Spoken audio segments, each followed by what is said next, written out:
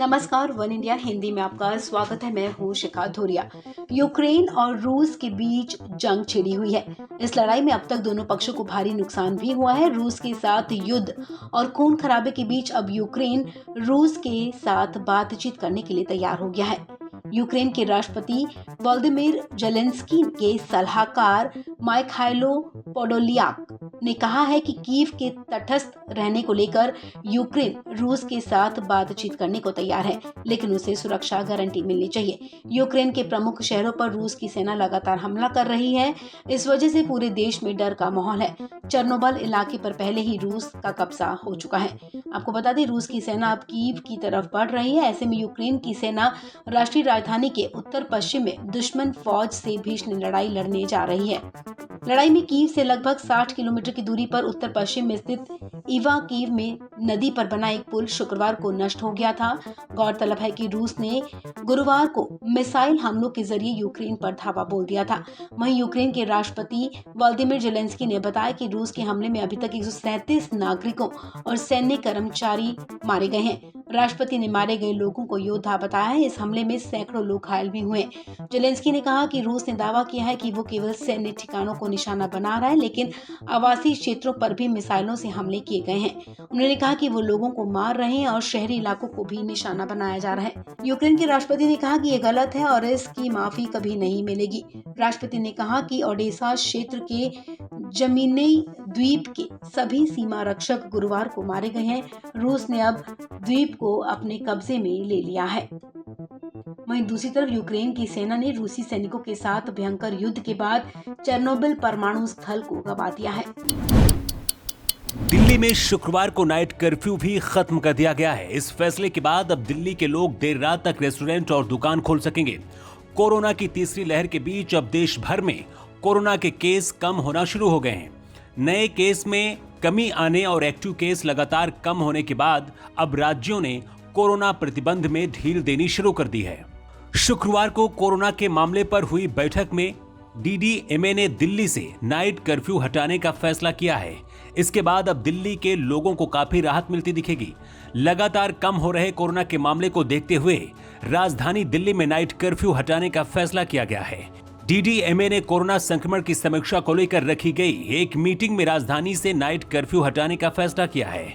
Night curfew हटाने के अलावा दिल्ली के लोगों के लिए और भी कई प्रतिबंधों में ढील दे दी गई है। अब दिल्ली में दुकान और रेस्टोरेंट खोलने की समय सीमा खत्म कर दी गई है, यानी कि अब रेस्टोरेंट या दुकान मालिक देर रात तक अपना संस्थान खोल सकेंगे। अब दिल्ली में मास्क न पहनने पर जुर्माने की राशि भी घटा दी गई है। इसके अलावा बस और मेट्रो में लोग बिना रोक टोक के खड़े होकर सफर कर सकेंगे। सबसे बड़ी राहत होटल और दुकान संचालकों को दी गई है। दिल्ली के सीएम अरविंद केजरीवाल ने ट्वीट करके बताया है कि कोरोना को लेकर हालात सुधरने के बाद डीडीएमए ने सभी प्रतिबंधों को हटाने का फैसला किया है, क्योंकि लोगों को परेशानी का सामना करना पड़ रहा था।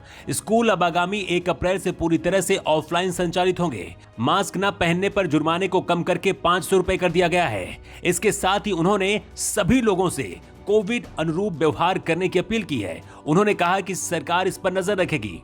आपको बता दें कि दिल्ली में कोरोना के नए मामलों की संख्या लगातार कम होते हुए अब 3 अंकों पर आ गई है। गुरुवार को दिल्ली में पिछले 24 घंटे में कोरोना वायरस संक्रमण के 556 नए मामले सामने आए थे, जबकि 6 और मरीजों की मौत हुई थी। गुरुवार की शाम जारी स्वास्थ्य बुलेटिन में बताया गया था कि दिल्ली में संक्रमण दर 1.1% हो गई है। दिल्ली में इस समय कोरोना के एक्टिव केसों की संख्या 2276 है। इनमें से होम आइसोलेशन में 1559 मरीज हैं। दिल्ली के साथ साथ देश में भी कोरोना वायरस के नए मामलों में कमी दर्ज की गई है। पिछले 24 घंटे में 13,166 नए मामले सामने आ चुके हैं। प्रधानमंत्री नरेंद्र मोदी ने शुक्रवार को बजट वेबिनार को संबोधित किया। इस वेबिनार का शीर्षक रक्षा में आत्मनिर्भर है। कार्यक्रम को संबोधित करते हुए पीएम मोदी ने कहा कि बीते कुछ सालों से भारत अपने रक्षा क्षेत्र में जिस आत्मनिर्भरता पर बल दे रहा है, उसका कमिटमेंट आपको इस साल के बजट में भी दिखेगा। उन्होंने कहा कि गुलामी के कालखंड में भी और आजादी के तुरंत बाद भी हमारी डिफेंस मैन्युफैक्चरिंग की ताकत बहुत थी। वेबिनार को संबोधित करते हुए पीएम मोदी ने कहा कि इस साल के बजट में देश के अंदर ही रिसर्च डिजाइन और डेवलपमेंट से लेकर मैन्युफैक्चरिंग तक का वाइब्रेंट इकोसिस्टम विकसित करने का ब्लूप्रिंट है। रक्षा बजट में लगभग 70% सिर्फ घरेलू इंडस्ट्री के लिए रखा गया है। पीएम मोदी ने कहा कि मैं देश की सेनाओं की भी सराहना करूंगा कि वो भी डिफेंस सेक्टर में भारत की आत्मनिर्भरता का महत्व समझते हुए बड़े फैसले लेते हैं। उन्होंने कहा कि जब हम बाहर से अस्त्र शस्त्र लाते हैं तो उसकी प्रक्रिया इतनी लंबी होती है कि जब वो हमारे सुरक्षा बलों तक पहुंचते हैं तब तक उसमें से कोई आउटडेटेड हो चुके होते हैं। इसका समाधान भी आत्मनिर्भर भारत अभियान और मेक इन इंडिया में ही है। उन्होंने कहा कि भारत की जो आईटी की ताकत है वो हमारा बहुत बड़ा सामर्थ्य है। इस ताकत को हम अपने रक्षा क्षेत्र में जितना ज्यादा इस्तेमाल करेंगे उतनी ही सुरक्षा में हम आश्वस्त होंगे। पीएम मोदी ने कहा कि जैसे साइबर सिक्योरिटी अब सिर्फ डिजिटल वर्ल्ड तक सीमित नहीं रह गई है, ये राष्ट्र की सुरक्षा का विषय भी बन चुका है। अपने संबोधन में पीएम मोदी ने कहा कि जैसे साइबर सिक्योरिटी अब सिर्फ डिजिटल वर्ल्ड तक सीमित नहीं है, ये राष्ट्र की सुरक्षा का विषय बन चुकी है। पहले के समय में बाहर की कंपनियों से जो सामान खरीदा जाता था उसमें अक्सर भांति भांति के आरोप लगते थे। हर खरीद से विवाद पैदा होता था। अलग अलग मैन्युफैक्चरर के बीच जो कंपटीशन होता था उससे भ्रष्टाचार के दरवाजे भी खुलते थे। आत्मनिर्भर भारत अभियान से हमें इसके भी समाधान मिलते हैं। पीएम मोदी ने आगे कहा कि जब पूरी निष्ठा के साथ संकल्प लेकर हम आगे बढ़ते हैं तो क्या परिणाम आते हैं, इसका एक बेहतरीन उदाहरण हमारी ऑर्डिनेंस फैक्ट्रियां हैं। पिछले साल हमने 7 नई डिफेंस पब्लिक अंडरटेकिंग्स का निर्माण किया था। आज ये तेजी से व्यापार का विस्तार कर रही हैं, नए मार्केट में पहुंच रही हैं। ये भी बहुत सुखद है कि बीते 5 से 6 सालों में डिफेंस एक्सपोर्ट में हमने 6 गुना बढ़ोतरी की है। उत्तर प्रदेश विधानसभा चुनाव में अब 5वें चरण की बारी है। आखिरी दिन सभी राजनीतिक दलों के बड़े नेता जोर शोर से चुनावी मैदान में उतरे। समाजवादी पार्टी के प्रमुख अखिलेश यादव धुआंधार चुनाव प्रचार किया। बहराइच की रैली के संबोधन में अखिलेश यादव ने बीजेपी पर बड़ा हमला किया। उन्होंने कहा कि इनके नेता बहुत झूठ बोलते हैं। इसके साथ ही अखिलेश ने महंगाई के मुद्दे पर सरकार पर वार किया और कहा कि चुनाव खत्म होते ही बीजेपी वाले पेट्रोल भी 200 रुपए कर देंगे। ये लोग हार गए हैं, ये सरकार जाने वाली है और बाबा जी भी मठ जाने वाले हैं। इनके नेता कितना झूठ बोलते हैं। इनके जो छोटे नेता हैं वो छोटा झूठ बोल रहे हैं और जो बड़े नेता हैं वो बड़ा झूठ बोल रहे हैं और जो सबसे बड़े नेता हैं वो सबसे बड़ा झूठ बोल रहे हैं। बताओ, उनके मुंह पे ताला लग गया। हमारे किसानों से कहा था कि किसानों की आय दोगुनी हो जाएगी। यहां हमें किसान भाई दिखाई दे रहे हैं। बताओ किसान भाइयों, अगर किसी की आय दोगुनी हो गई हो तो बता दो। और जब आप खाद की बोरी लेने गए होगे तो बताओ खाद मिली कि नहीं मिली? न डीएपी दे पाई। और आपने अपने खाद की बोरी को देखा होगा तो 5 किलो की चोरी हो गई कि नहीं हो गई?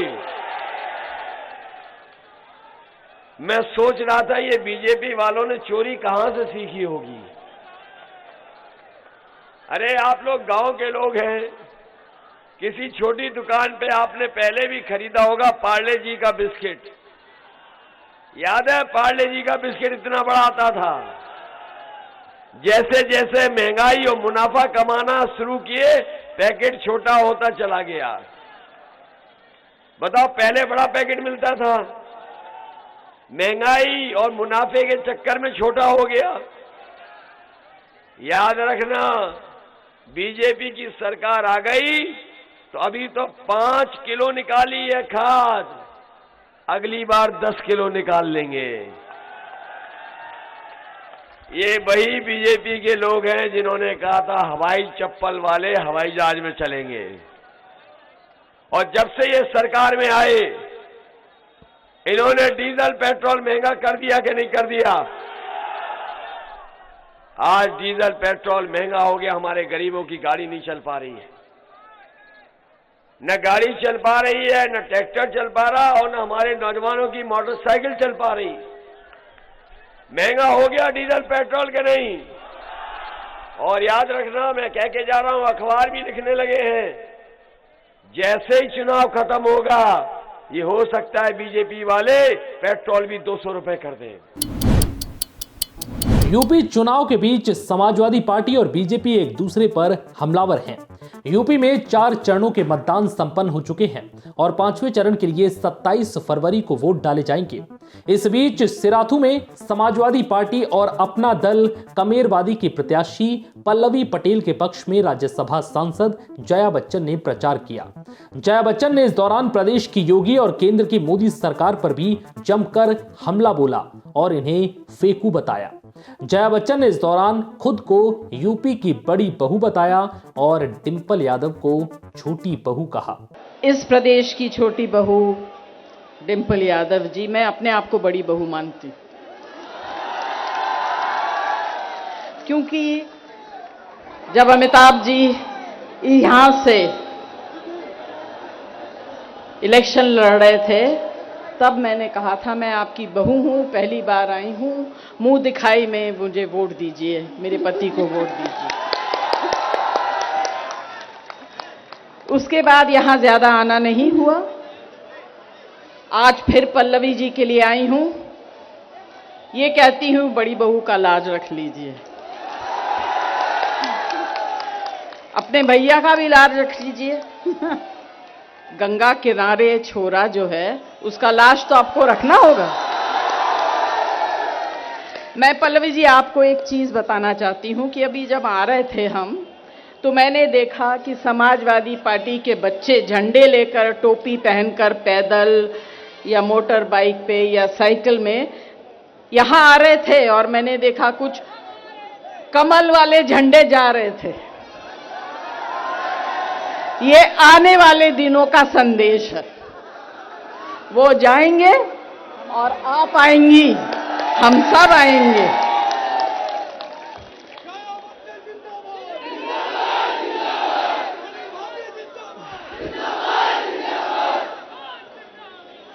देखिए, मैं सुन रही हूं यहां बोला जा रहा है, यहां से जो मंत्री जी हैं फिलहाल जातिवाद करते हैं, परिवारवाद करते हैं। अरे ये भूल जाते हैं कि आपके जो मुख्यमंत्री हैं उन्होंने तो परिवार को त्याग दिया है। वो परिवार के बारे में क्या जानते हैं? वो क्या जानते हैं परिवार क्या होता है? वो क्या जानते हैं बहू बेटी क्या होती है? कहते हैं कि यहां औरतों की, महिलाओं की सुरक्षा नहीं है। झूठ, इन लोग झूठ के सिवाय और कुछ नहीं बोलते हैं। मैं आज 15 साल पार्लियामेंट में रही हूं, अभी भी हूं, और झूठ के सिवा इन्होंने कुछ नहीं कहा। महिलाओं के लिए हमेशा हम लड़े हैं। ये जब सत्ता में हैं और सत्ता में नहीं थे तब भी इन्होंने महिला सुरक्षा के लिए एक शब्द भी नहीं कहा। आज महिलाओं के लिए ये बातें करते हैं, कहते हैं उत्तर प्रदेश में महिलाओं की सुरक्षा नहीं है। इन लोग झूठ, ढोंगी लोग हैं। मुंबई भाषा में इनको फेंकू चंद कहते हैं। सिर्फ फेंकते रहते हैं, काम कुछ नहीं करते हैं।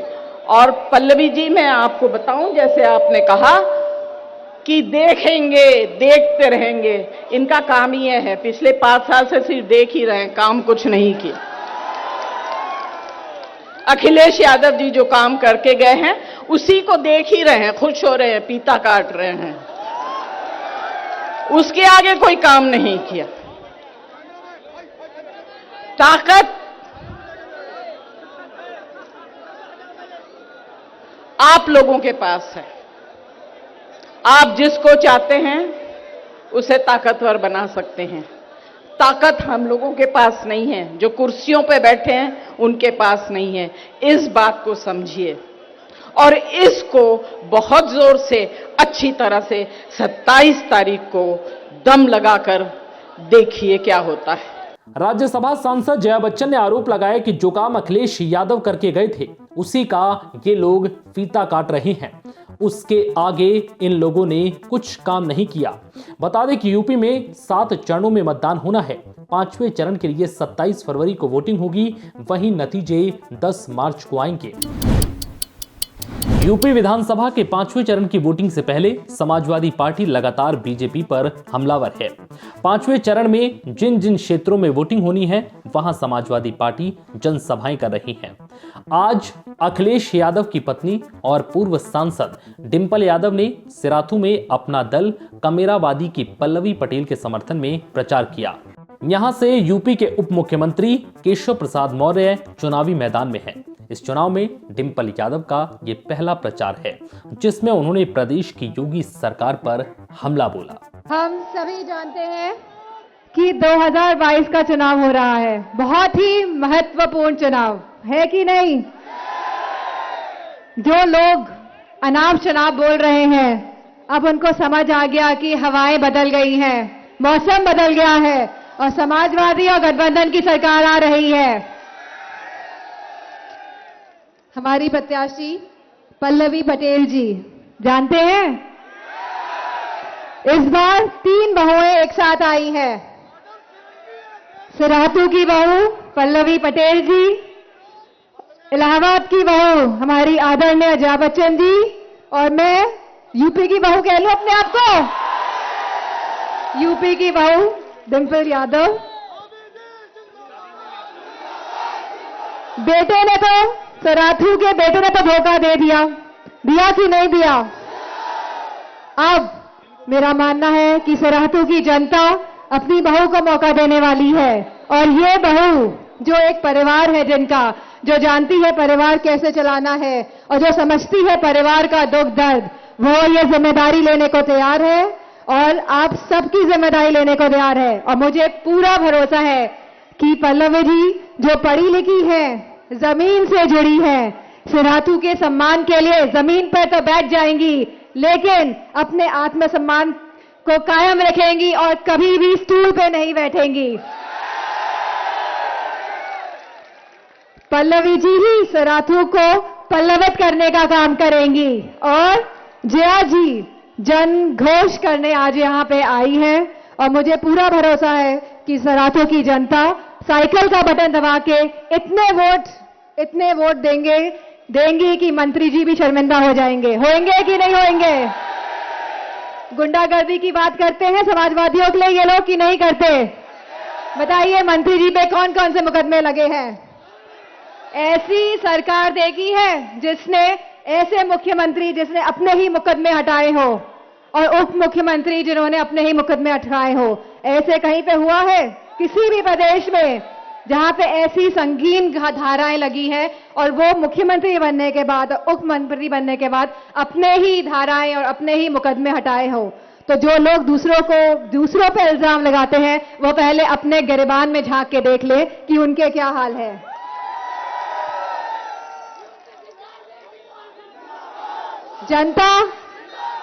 जनता, नौजवान, माताएं, बहनें ऐसी सरकार बनाने जा रहे हैं जो नौकरियां देने वाली है हमारे युवाओं को, जो महिला सुरक्षा पे काम करेंगी। जो गलत फहमी ये लोग फैला रहे हैं महिला सुरक्षा के नाम पे, मैं याद दिलाना चाहती हूँ कि 2000 के जो आंकड़े थे एनसीआरबी के, उसमें महिलाओं के साथ जघन्य अपराध कम हुए थे, और इन 5 सालों में जो आंकड़े आए हैं वह आंकड़े बहुत ही दर्दनाक हैं।